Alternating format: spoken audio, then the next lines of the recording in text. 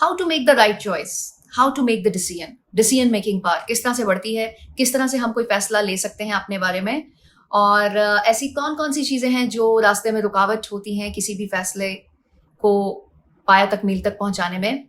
ऐसी कौन कौन सी चीजें हैं जिनकी वजह से हम अच्छा फैसला नहीं ले पाते और डबल माइंडेड रहते हैं। ये सारी चीजें आज के व्लॉग में कवर होने वाली हैं। फोकस जो किया जाता है किसी भी डिसीजन को लेने में, या फैसला जब आप किसी के बारे में करने वाले हैं, तो क्या देखा जाता है? ये देखा जाता है कि हमारा इंटरेस्ट किस में है।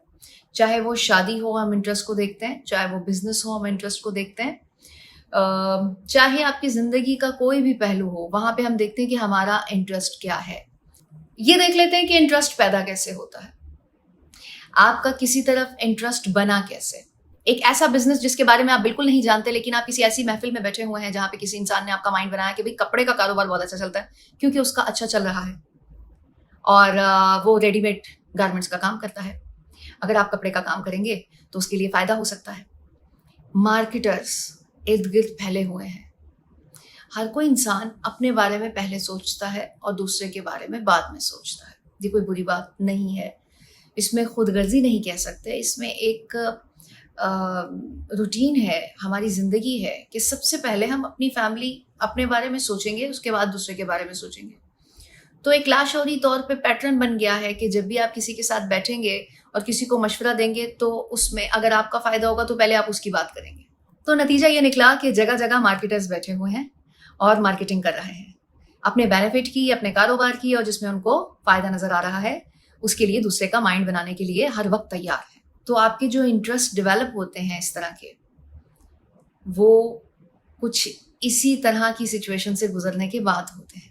अब वो चाहे स्टॉक मार्केट हो, चाहे रियल स्टेट हो, चाहे मीडिया हो, वो इंसान ये नहीं देखेगा कि आपके अंदर क्या सलाहियत है। वो अच्छा खासा जो आपका माइंड बना हुआ है अगर सही रास्ते पर, तो वो अपने इंटरेस्ट के हिसाब से उसे मोल्ड कर देता है और आपका इंटरेस्ट डेवलप कर लेता है।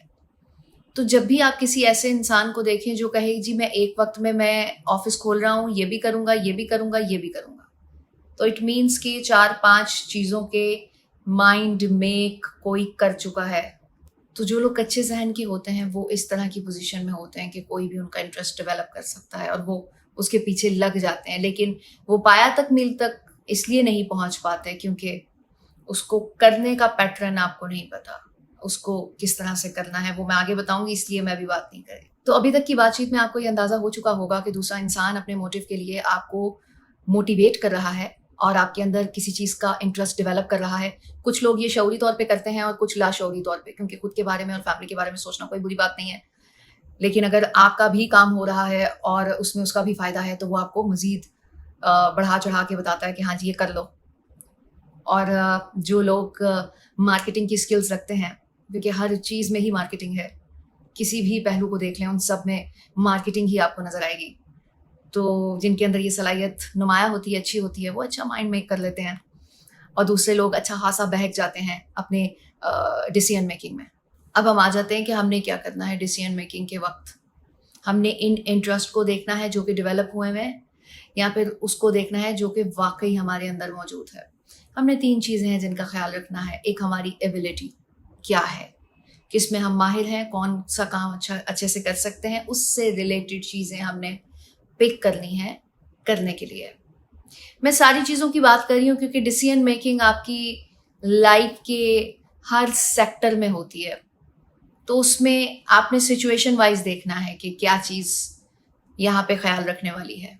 दूसरी चीज़ फाइनेंसेस हैं, फाइनेंशियल कंडीशन आपकी क्या है वो आपने देखनी है कि किस तरह से हम उसको पूरा कर सकते हैं या नहीं कर सकते। एबिलिटी देखने के बाद फिर आपने अपना बैकग्राउंड देखना है कि कौन कौन सी चीज़ें आपके लिए आपके मोटिव में सपोर्टिव हो सकती हैं। ये 3 फैक्टर्स हैं जिसको आपने मद्देनज़र रखते हुए किसी भी चीज़ का डिसीजन ले लेना है। अब अगर शादी का डिसीजन है तो उसमें कुछ थोड़ा सा चेंज आ जाएगा, लेकिन चीज़ें यही होंगी, वर्डिंग चेंज हो सकती है, बेसिक यही होगी। शादी मतलब लाइफ पार्टनर। फ्रेंड्स की सिलेक्शन में पहले मैंने ब्लॉग बनाया हुआ है, लेकिन हमेशा याद रखिएगा कि डिसीजन 2 चीज़ों के बीच में लिया जाता है कि आपके पास 2 ऑप्शंस हैं, उसमें से आपने चूज़ करना है, तो आपने कौन सा करना है ये देखना है।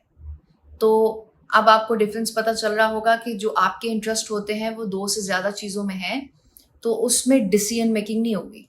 उसमें तो आपका माइंड शैटर्ड है, वो इंटरेस्ट डेवलप किए गए हैं, आपके अपने नहीं हैं। डिसीजन मेकिंग वो चीज़ होती है जो आपके अपने अंदर हो, आपका अपना माइंड उसे बता रहा हो कि ये पॉसिबिलिटीज़ हैं, ये दूसरी जो कैटेगरी है उसकी ये पॉसिबिलिटीज़ हैं, और आपने ये देखना होता है कि सब कुछ अवेलेबल है, दोनों में से मैंने क्या चूज़ करना है। जिसके बेनिफिट ज़्यादा होते हैं आप उसमें से चूज़ कर लेते हैं।